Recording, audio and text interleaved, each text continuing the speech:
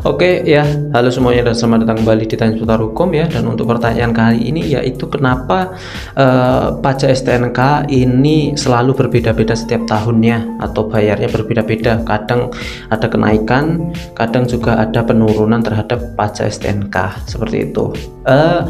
Mengenai pajak STNK itu mustahil jika sebuah kendaraan itu ada kenaikan atau penurunan terhadap pajak tersebut karena sudah ada rumusnya mengenai nilai pajak tersebut. Mungkin ada nilai penurunan, itu wajar karena mungkin karena pajak dari STNK kendaraan bermotor itu dihitung dari nilai kendaraan tersebut, dan untuk setiap kendaraan itu memiliki akumulasi nilai yang semakin tahun itu semakin menurun, sehingga mungkin pajaknya akan semakin rendah karena nilainya kan nggak mungkin kan kendaraan bermotor itu naik, itu kan bisa turun seperti itu. Dan ada juga kenapa kok bisa naik ya, karena ada beberapa alasan, yaitu bisa saja terkena karena yang namanya pajak progresif seperti itu.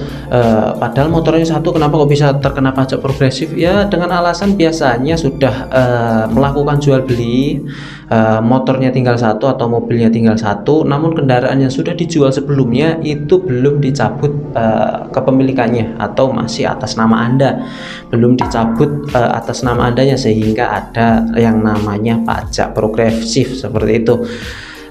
Untuk pajak progresif itu kan lumayan ya kenaikannya, yaitu 0,5% dari jumlah kendaraannya. Kalau misalnya di setiap peraturan daerah masing-masing, tergantung Anda daerahnya mana.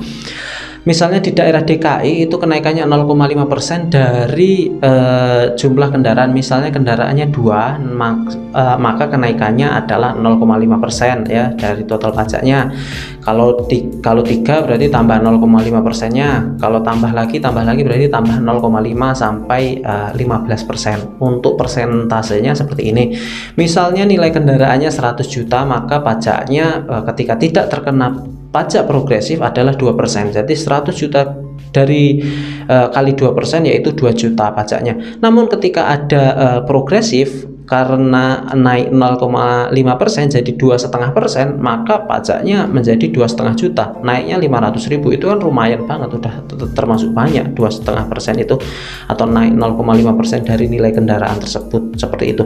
Jadi tips dari saya ketika misalnya ingin membuat tips dan trik agar pajak dari STNK itu murah ya, karena setiap tahun namanya kendaraan itu mengalami penyusutan akumulasi nilai dari barang tersebut ya, maka periksa dulu mengenai jual beli motornya, apakah masih pajak progresifnya nyangkut di Anda. Jadi silahkan Anda cabut ya, ketika sudah melakukan jual beli terhadap motor tersebut ya, cabut aja mengenai nama terhadap motor tersebut karena sudah dijual seperti itu ya.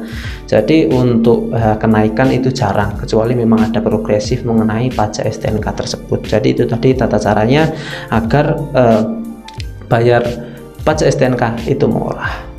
Saya pikir itu cukup, semoga bermanfaat. Assalamualaikum warahmatullahi wabarakatuh.